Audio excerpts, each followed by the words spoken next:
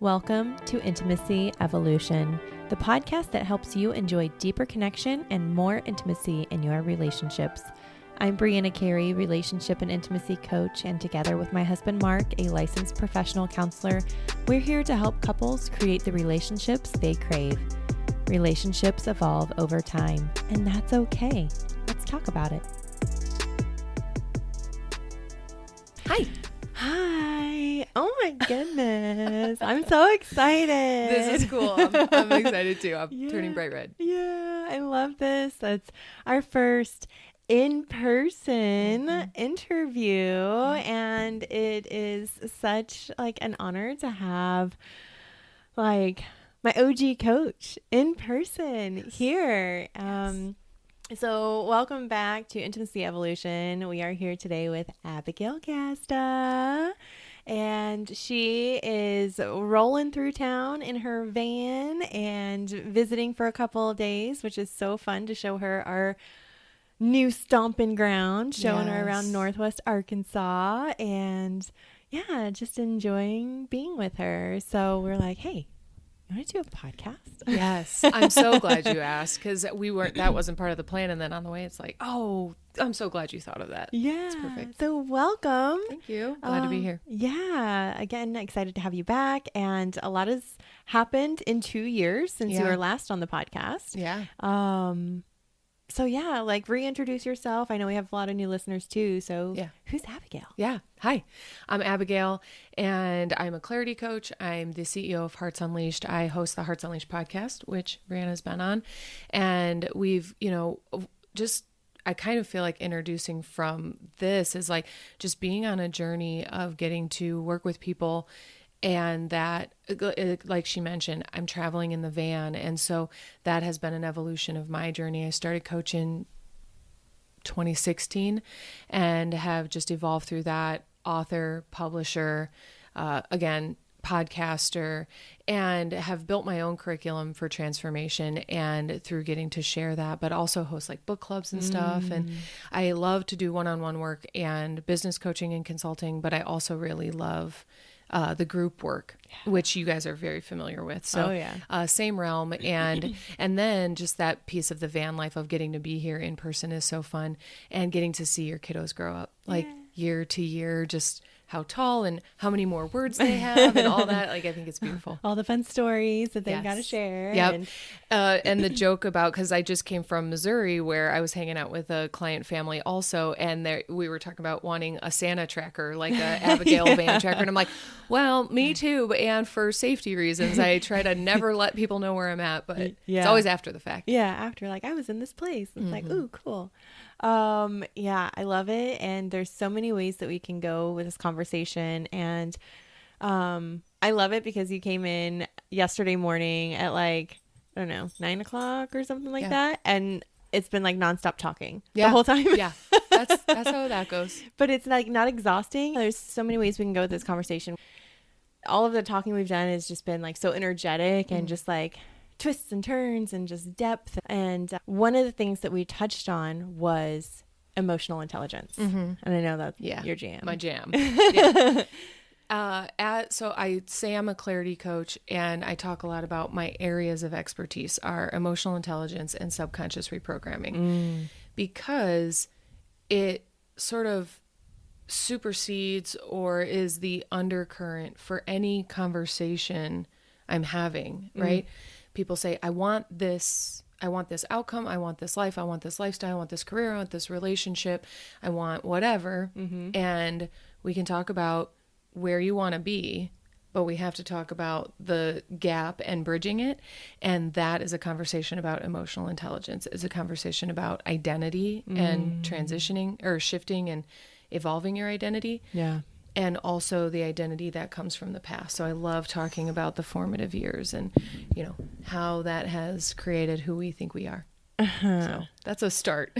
So as you were saying that last part of our formative years, and sitting here with a 5 and 9-year-old, and I was like, okay, what am I teaching them? Yep. Good or bad or indifferent? Right. What are they picking up on subconsciously that is forming their identity? Yeah. In fact, I don't remember if I actually taught this in the last episode. I might be on brand right now. Yay. But for all of us, we observe something, the way that our brain forms, right? We observe something, we conclude something, and then we compensate. So our identity takes shape around that compensating. Okay. And you and every parent ever in the world, right? So I had a mentor coach from day one who I remember her sharing, like, is this going to be the thing that fucks up my kids? Like, is this the day? Like, did their brain just form? You know, so you could do that all day, every day with every decision you make, and they're going to draw their own conclusions, right? My mom was a single working mom. And so for me, I wanted more of her. If I had more of her, I might have turned out like, oh, she's hovering and overparenting. Yeah. You can't win the game. Like, right. You can be your best and be supportive and all that, but what clicks for them, what they observe, same for us, what clicks for us, what we observe, what we conclude, and then how we compensate for what we think is wrong or right or unjust is the way that it goes. Yeah. And one of the parts of the conversation we were having about that, because I was sharing how I've recently realized just how much Remington is like my twin. Yeah. And my mirror, and things that he does is very activating for me because they were things that were shut down when I was a child. Yes. I was shut down for, and so sometimes I'm triggered by that and the fact that like, this isn't safe, why are you doing this? And I lash out trying to protect him. And so reprogramming that for myself and being aware, and and you were talking about like how we think mirrors are one way, but they're actually, I'll pick up from right there, because even with that example, right, we are hardly ever parenting the kid in front of us, right? We're parenting our inner child. Yeah. And so this can be, which we're talking about projection, right? We're projecting onto our kiddo, onto our spouse or significant other, or at work or whatever. And so I think that's really important. And then to kind of pull back to, like, the projection piece is huge, and taking responsibility for that, because it is our responsibility. And what you were talking about with the mirror, and that oftentimes when we're projecting and judging, so like my practice is any judgment I ever have, I'm going to take it to the mirror. Yeah. However, when I bring it as a mirror to a client and they're judging their spouse, or we'll just use spouse. They do this and I don't like that. And I want them to change that. Right. And I say, okay, they do this and you don't like that, or they're not being considerate. In what ways are you doing something that you don't like, or you're not being considerate? And they're like, no, it's not that way. Right. So I like the giver and taker example. A giver might judge a taker and say, they do this, that's wrong, it's bad. I would never take. That's how we block the breakthrough, because we can't relate to the person. So we're thinking it's a mirror like this. They're a taker, I'm not a taker, so this doesn't fit. So the judgment doesn't stand, and then you just kind of write it off and don't have the breakthrough. But it fits like this. And so I'm a giver, that person's a taker. We fit together, we're complementary, even if the giver feels taken advantage of. So that way we can look at the judgment not from the so literal aspect. Like another good example is like a liar, right?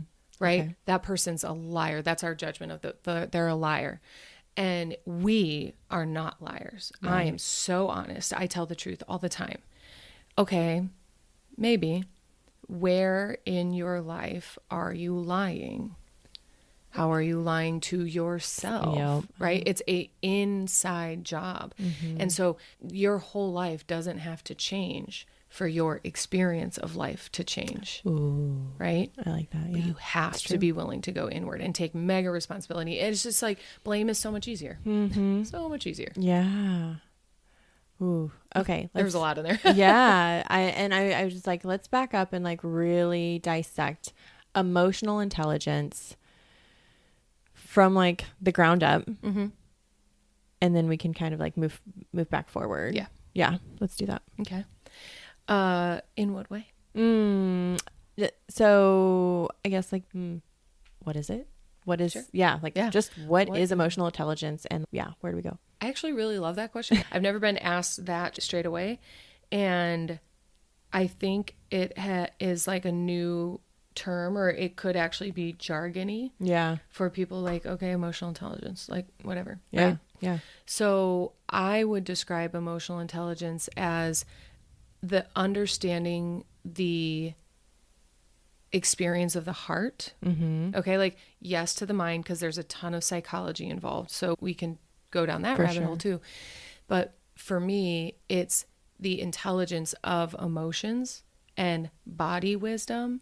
And so being able to go from here to here and listen and name a feeling, which we don't really have. There's this really cool feeling wheel, which gives a whole like slew of ways you can name emotions. Because it's not just like, I'm pissed, I'm angry, I'm sad. There's way more like, I feel confused, I feel defeated, I feel abandoned. Like, we don't say that. Right. And so being able to hone in on our emotions and be able to look at like what those things activate within us and how our identity is tied in. So it's an awareness. Like, I would call emotional intelligence a spectrum of awareness of our internal system, our internal environment. And from there, how we navigate the world and how we navigate relationships with more or less emotional intelligence, right? And like the blame and the projecting we were just talking about, like, that's just a low on the scale of emotional intelligence, right? Instead of being willing to sort of take responsibility or just take a breath. We react and respond to something so quickly. It's an overcompensation. We observe, we conclude, we respond. So we compensate so quickly that we don't really take a moment to just observe and sort of witness. Right? Like, go ahead. As you're saying this, I'm thinking like, we are conditioned to listen, to respond. Not the active listening to like receive what is being said and process it. And we're adding our whole filter of our worldview. So I'm not hearing what you're saying. I'm hearing what I think you filtering said. It through. I'm hearing how I perceive you. So if I think you're lazy and entitled, and then you're like, my this and that's happening, and you're actually coming to me for help, but I think you're lazy and entitled, well, that's how I'm going to respond to you. And that's not functional. It's not super, that's low emotional intelligence. And I think that is something, like you said, this is kind of a newer term that's been coming out the past few years that we're gaining more awareness of, like, oh, okay, like, how do we get, from a parent's perspective, how do we get our children to name what is going on? Or when they're younger, like, feeling, what are you feeling in your body? Because that is how they don't have the vocabulary. And so sometimes I'm like, do you feel tight? Do you feel like buzzy? Do you feel, I give them different words so that, because they're like, I feel very agitated. I feel very, we can start putting those words, but when they're younger. And so our generation didn't have that. Our parents' generation didn't have that, and it just keeps going back. And so we're having to overcome a lot of stuff. Yes. And, looking back on my childhood, we can look at how we grew up and our parents and understand that they didn't have the emotional intelligence. And they're like, oh, you're not hurt. Suck it up. You're fine. Like, they didn't understand, like, oh gosh, I'm sorry. Yeah, that does look like it would hurt. Like, what would you like for that? Can I help you? Do you want a Band-Aid? Like, that's actually a great point, because what you're speaking about, I like talking about the concept of it is knowing your needs, naming your needs, and then meeting your needs. Right? As adults, we are walking around, we don't necessarily know our needs. We've never been asked, what do you need right now? Not never, but hardly. And we don't ask ourselves that. And so we have a need, but we're wrapped up in the emotion. And so we're being run by the emotion. And then we can't ask for that need to be met. We also expect people to read our minds. and they don't meet our needs. And that causes dare they? resentment. So we're like projecting that we have a need, but we're not explicitly communicating that. And then we're not getting those needs met. That is a huge breakthrough in this area, because if we can know our needs, say our needs, and meet our needs, not expect your parent, husband, children, career to just assume your needs. Right. We can't see past our noses. And that doesn't have to be a bad or wrong thing. We are all inherently self-centered. Yeah. We are selfish, and it's not bad. Don't let someone convince you it's bad. Don't make it bad for someone else. Yeah. But so your husband is worried about what he's focused on. And then you're like, he's not listening to me. Well, have you clearly communicated? Like, Right. And I'm sure there's people on, again, that's a spectrum too, but just being able to communicate those needs and then communicate, I need a need met, right? If let's say it's an intimacy, right? It's like, I feel like we're not having enough sex, in this season, or I feel ignored or abandoned or not prioritized. Like, but we have to be able to communicate that, and then also hear what the person is saying. Yeah, we're still gonna say what we want to say and listen through our filter. Did I get the outcome I wanted or not? And that's basically the measurement. So it leaves very little room for conversation and creation. Yeah. Oof. Yeah. So much there, so much goodness. And so, yes, with that, I love that you're translating it into partnership as well, relationships, because, we are having to relearn this and be aware, because, what we observed growing up and how we come into a partnership, we tend to play out either what we saw growing up, or we have a very I absolutely will not be this way. And so that can also impact the communication and the connection and everything as well, because you, again, are filtering what is the experience. And you're like, well, I saw this happen in my parents' relationship, and I will not be that person. And so I am going to go completely this way rather than speaking what you do want. We always focus on what we don't want. Yeah. What do you want? Yes. In that moment. And that's a perfect combination of the reaction, the compensation, right? I will not be like my parents. I will do this much better.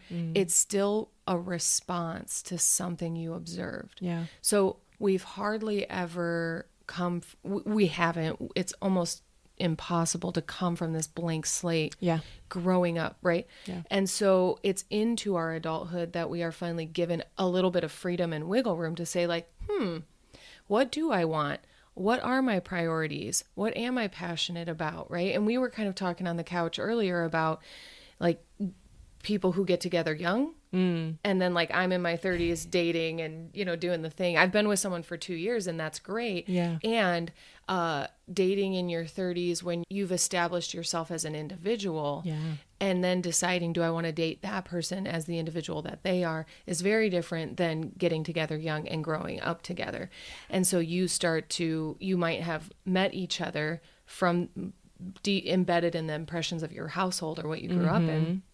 And then you start to evolve as an adult and have preferences and be able to okay, well, let's take a look, let's look there. Oh, yeah. Oh, yeah. Seeing a lot of that because, you're 20, you're like, oh, we know all the things.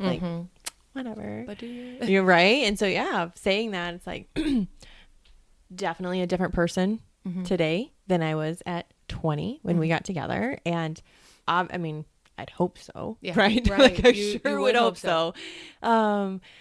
And choosing to go through those challenges and ups and downs of relationship and life and, being in that partnership. And like you said, even where you're at, you're choosing, dating somebody. Yeah. Do I choose to be with them as they are? Yeah. Because if they do not want to, they don't have to change. Yeah. They're established in their identity as well. And it's this is who they are. And so I guess taking responsibility for that choice, that decision of like, I am choosing to be with you. Was there a subconscious, like something in the back of your brain when you got with your partner, if you're like, they're the same person and they're not doing all this stuff. And I don't know where I'm going with this thought. No, but that's okay. Because I'm picking up what you're putting down. And I think it's so cool because I remember saying earlier, like, I'm not a proponent for divorce. Like, Right. And like, disclaimer, we're talking about like healthy communication and conversations and evolution, not abuse. Right.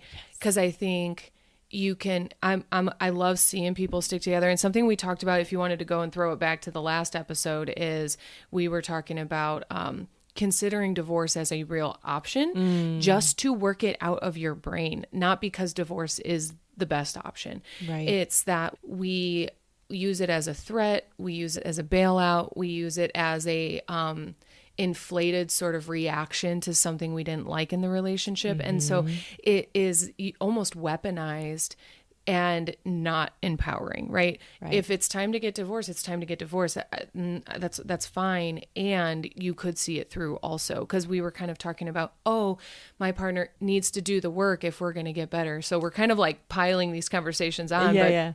But that I'm so grateful to be dating in my 30s, and it's challenging. But as someone who has established myself, I do get to decide. Like, I don't think if you're dating, I'm not talking about if you're married and, you can work that out. And if you're dating and you're trying to figure that out, if you go on a few dates and you already decide what you need to change about that person, you probably shouldn't be dating them. Like, there's probably someone better. And in my own personal journey, so I'm divorced from my college sweetheart, and that was really devastating. I planned on being married and working through life and doing all those things, having kiddos. And when that didn't happen, I really had to look again.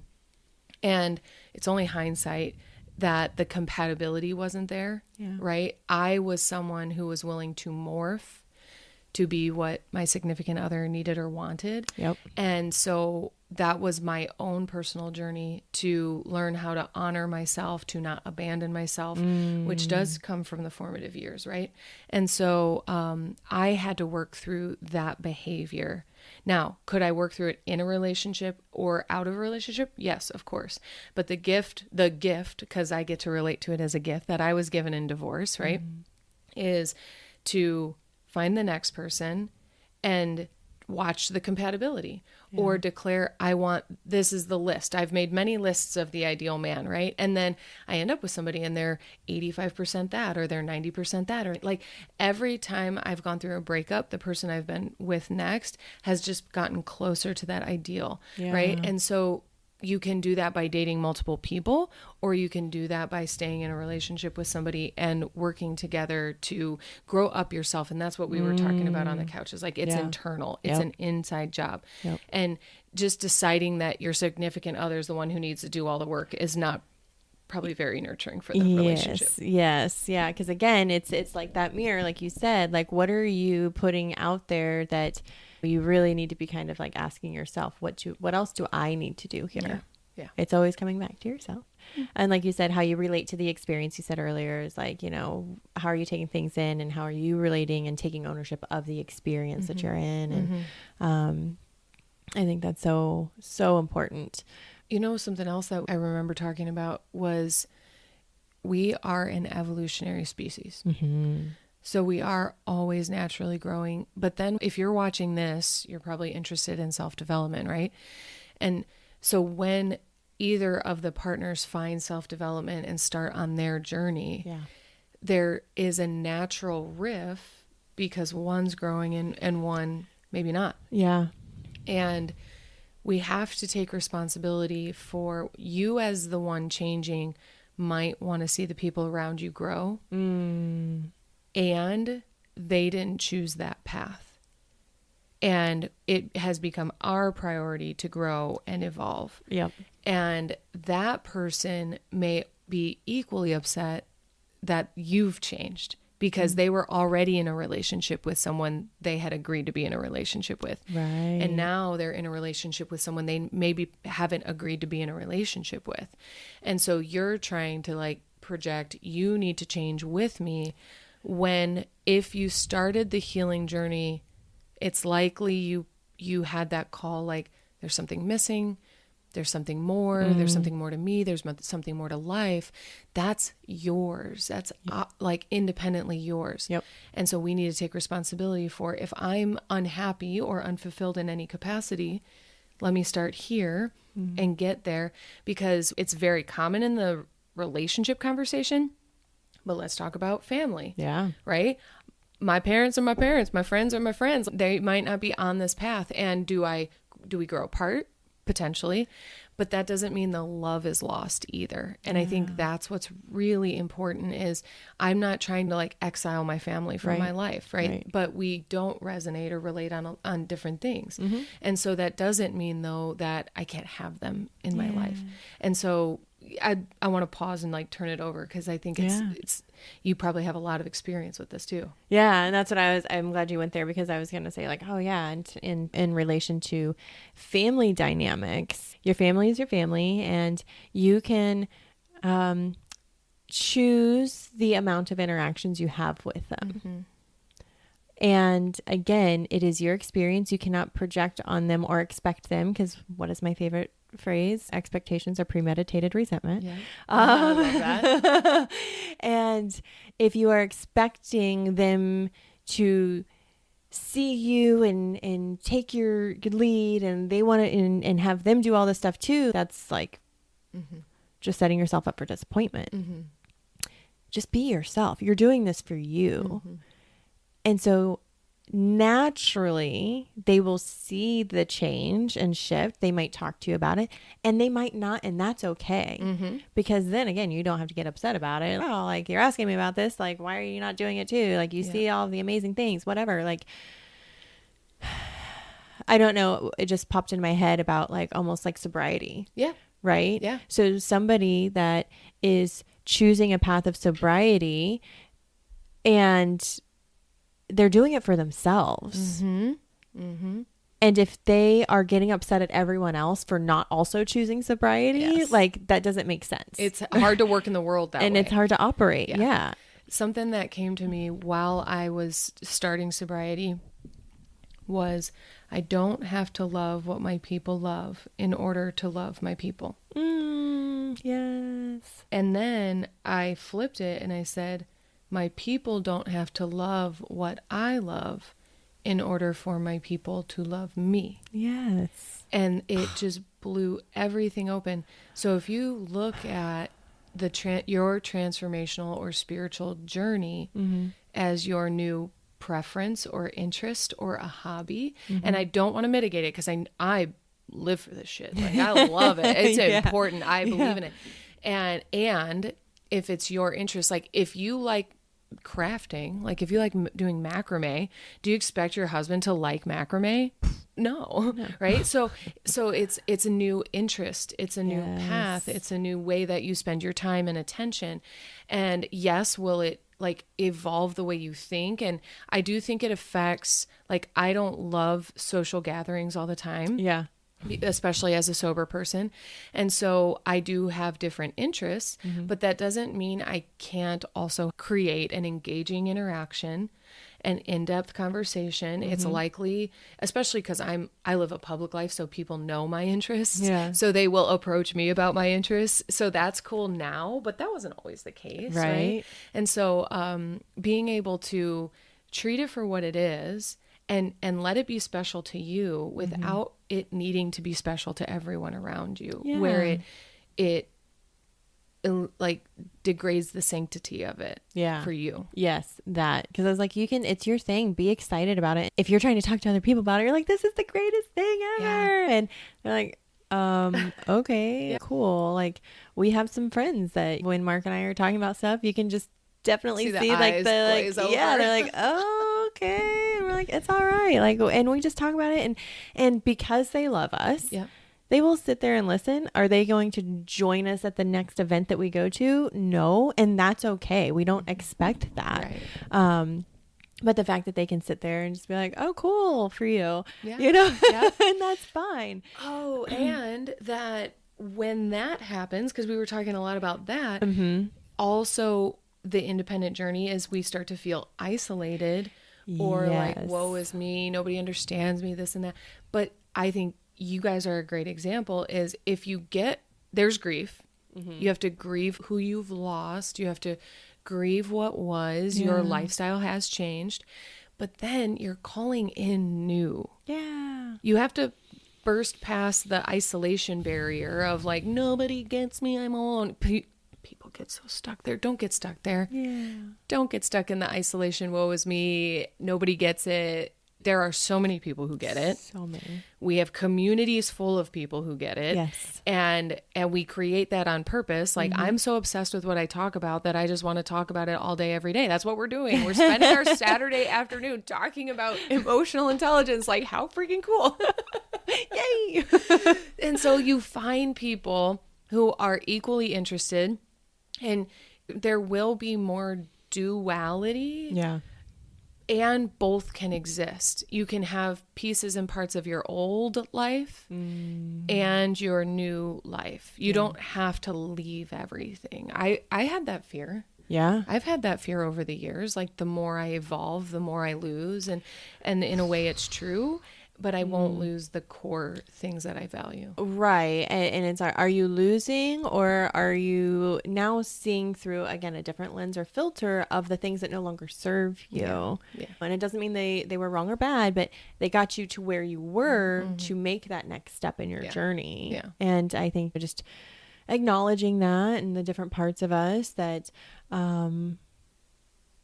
we had to be in order for us to yes, we had to have that certain part of us to experience that part of life to get us through whatever season we were in. And I love that you related it to a hobby. Like, yeah, I don't expect Mark to like jump on the couch with me and crochet and do all those things. Mountain biking's his thing. I'll pop in and do it every so often. It's not my passion. I don't want to be like, hey, I want to go ride a bike today. Like, I will go ride a bike and be a part of that experience with him. And just like if I asked him to help me with a craft project, he's helped me. But it doesn't mean like he's like, oh, well, let's go get out the Cricut. I have a new project.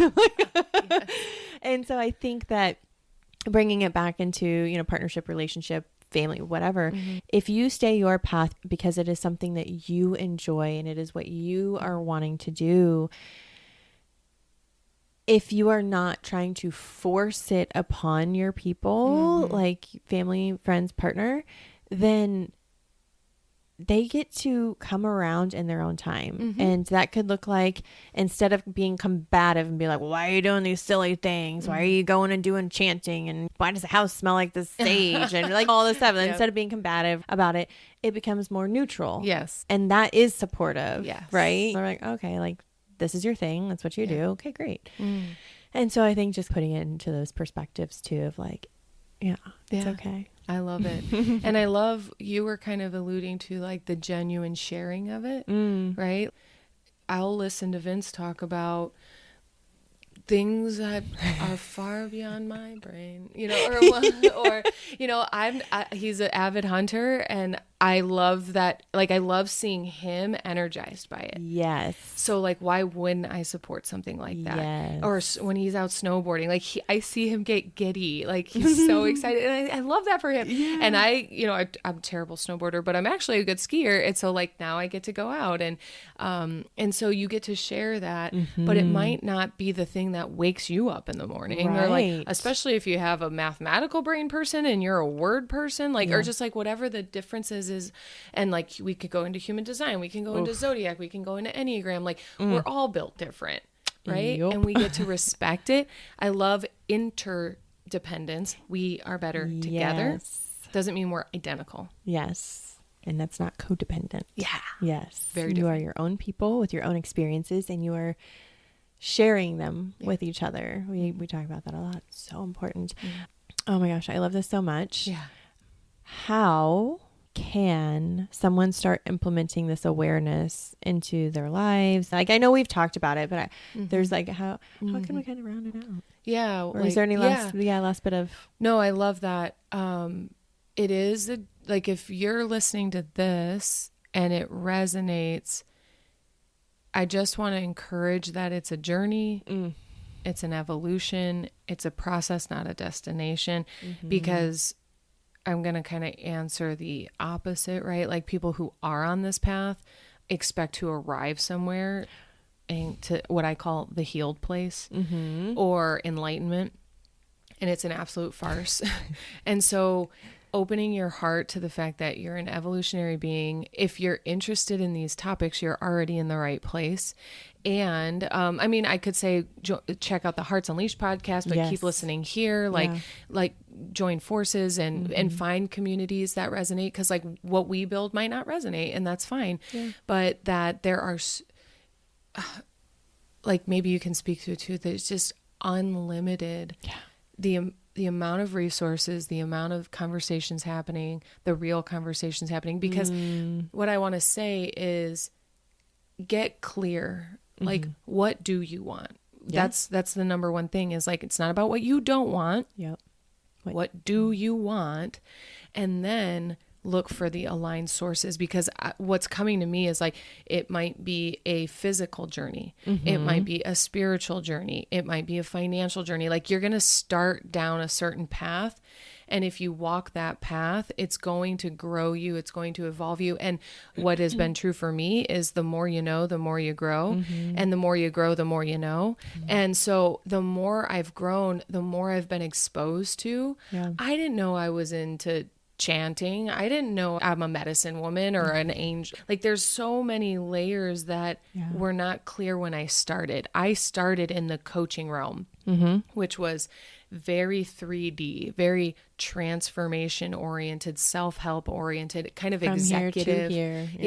It had a little bit more of a corporate feel. And as I did that, it evolved into the spiritual journey. It evolved into the emotional journey. And so and like therapy. And I mean, there's all sorts of distinctions not to get into, but start somewhere and walk, and you'll feel, when you're willing and open, all of a sudden, like when the student is ready, the teacher appears. So we can't predict for you who your best coach is, or who your spiritual mentor is, or who the next author you should read is. Which author over here, by the way? Read her books. Just kidding. Great. But just kidding, but also not, because they're really great. And in fact, there's all three of them are great, but Giving Up is very oriented around giving up people pleasing in order to live a life that pleases you. So it's very starter package. And then Alchemizing Judgment is much more, it's a dense book, but it is a guidebook. Powerful. Thank you. It's a guidebook for this stuff. So I just want to, like, I hope it's okay to offer that to the crew. Absolutely. Thank you. I will be linking all of it and the past episode we did as well. So you can that's cool. refer back to that. Something else that was coming through, and I don't know why, but it's like, this is wanting to come through. It's popped in a few times, is that, in relationships in general, and I'm referring to partnership and parenting, because those are my personal references at this point, of you and your partner, just because they're not on that path with you now doesn't mean that they won't be ever, or that they aren't going on their own path too. And so background of like Mark and I moving to Bentonville, I've been in the self-help coaching space for 4 years now, because I started working with you in 2020. And Mark he didn't start working with coaches until 2022. And then we moved here, and I've kind of established like my routine with, building the courses that we're doing. And I have this flow that I've kind of grown into. And Mark, stepping away from therapy, is now on his own new path of development and figuring out who he is as a coach, and what does that look like, and how does he show up. And so I'm kind of like the neutral, kind of like stable, and watching him do these ups and downs of his personal journey now, and being that supportive person.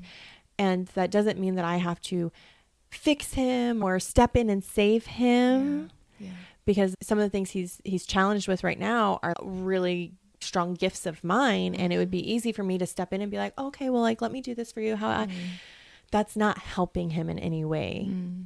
And so with kids, as a parent, that's the best example. Let them fall, let them scrape their knee. Yes, Rona broke her arm 2 weeks ago, almost 3 weeks ago now, and it was so simple. She was on the monkey bars, which I think is like the most common accident. They fall and try to catch themselves. And, you know, it happens. Or we want to hover and be like, oh, don't fall, don't get hurt. But it's like they have to explore the world and learn, you know. Oh, let me open this pouch for you. Let them struggle because that is how they become confident in themselves is through those challenges and figuring out how they can do something. And back to another piece you said about, it just made me think of like a conversation or the perception.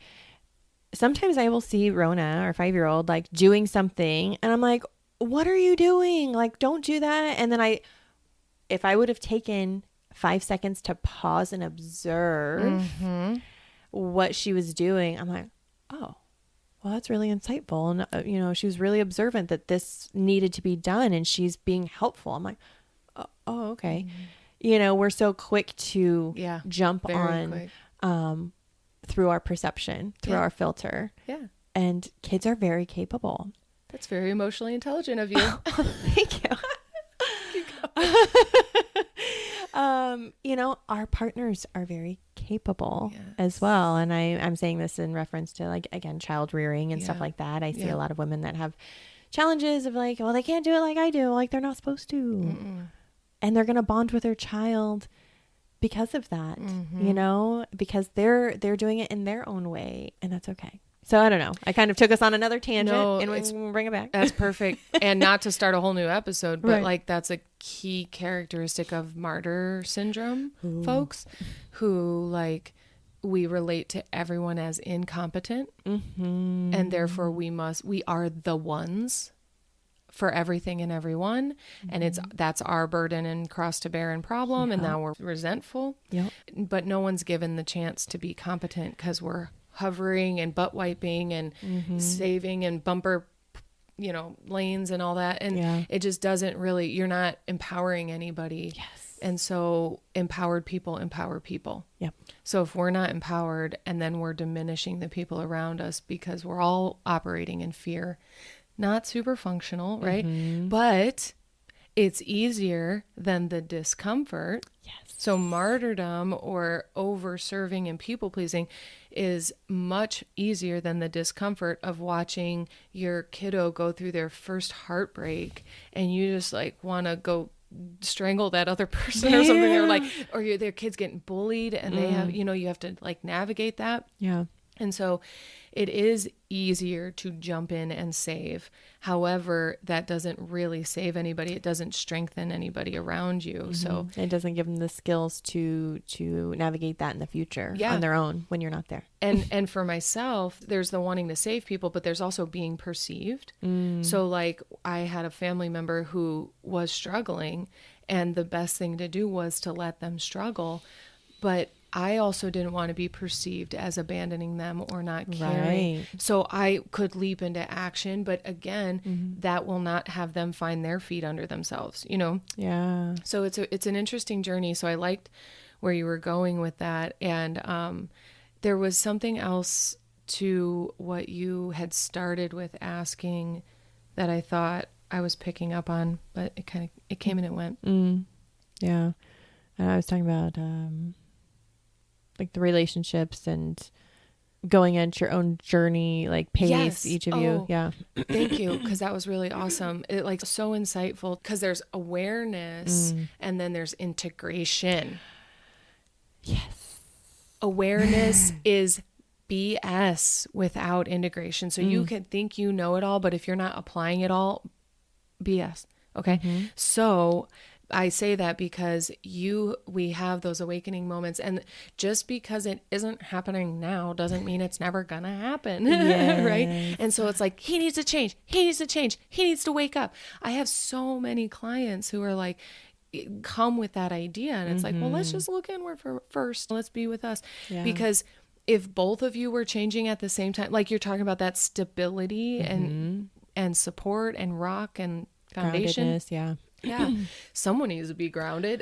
Yeah. We're both going, we're like, and we're both water signs anyway. So we're just very flowy and emotional and all the things anyways. Yeah. And so, yeah. So the growth periods, they're all by design, if you will. Like it's only in retrospect that you could really end up grateful. Like, thank God they weren't going through that. In fact, I'll tell you, my own thank God moment was my divorce occurred. Like, I started my year-long coaching program, and 3 days before it started, my husband said, I don't want to be married. And I'm like, it just blew everything wide open. And for months, I was down, out, questioning, confused. And it was like 6 months into the program that I was growing so rapidly, where I was able to understand the incompatibility. And I was like, oh my God, if he didn't leave me, maybe I would have left him. Right. Eventually. And so I was able to restore like a true sense of gratitude, like embody gratitude. Cause like I knew, I'm like, I'm all right. I'm going to be fine. Okay. This won't define me. This isn't the end of my life. Like I could reason with it. Right. But I was so deeply cut, so deeply hurt and feeling so inadequate. And then all of a sudden I was grateful for this like new chance at life, at love and all of that. And so I had to come around to it. But if I just stayed in like the timeline, do not be a victim of the timeline. Yeah. Because everything works out. Like, and you just don't have the perception of the timeline. You can't comprehend how or why it's working the way it is, but you can trust that it is. And I'll tell you what, you want to accelerate your results, trust in the good outcome. Yeah. We're in that right now. Yeah, exactly. Well, because when you hyperfixate on what's not working and feeling bad about it, that is what you're attracting. Like we could end up in a law of attraction episode. You know what I mean? So it's just like you have a whole bunch on that. Fear attracts fear, and gratitude attracts gratitude, and faith attracts faith. So you get to, if you can lean into, I am so confused, I am so scared, I don't get it, and I believe in it. Yeah. Like I believe it will be good, and I believe it will be great. It will become better than I could ever possibly fathom or imagine or force my own hand at. Well, then great. Just lean into that. Yeah. And then you're at the frequency of like observing the little access points out of the chaos. Yeah. You start noticing the little like signs and signals, whatever, you know, popping in like, oh, okay. Yep. We're on the right path. Keep going. Keep listening. So this was so good. Yeah, thank you. Thank you so much for, driving all the way here. Didn't you say like you hadn't been to Arkansas before? Yeah. Arkansas and Alaska. Those were the two. So you're going to Alaska later. I don't know. That's a few years, I think. I don't know. I want to go to Banff, Canada. Oh, I heard it's really pretty. Yeah. So we'll see. Canada's on the list. Alaska's on the list. Nice. Yeah. Well, we checked off Arkansas. Yay. And I'm so glad we got to do this in person. And Mark even like, we're having these conversations on the couch and he's like, why are you guys just not recording right now? And we're Get like, up there. I don't know. So here we go. Yeah. Do you want to tell everybody where they can find you, connect with you, anything that you want to share with them? Yeah. And we'll put all the links in the show notes. Thank you. Yep. heartsunleashed.com, abigailgazda.com. My favorite social media place to hang out is Instagram. So if you want to hang out there. One more thing I want to say though, is I've been really focused on YouTube. So I have guided meditations on YouTube, and I also have a van channel called The Adventures of Abigail. So if you want to see my van adventures and my van build and Costa Rica adventures, like all sorts of fun stuff, it's all there. So good. Oh, thank you, Abigail. This was so wonderful. I'm glad we got to have this conversation and share it with everybody else. See you later. Thank you all. We will see you next week.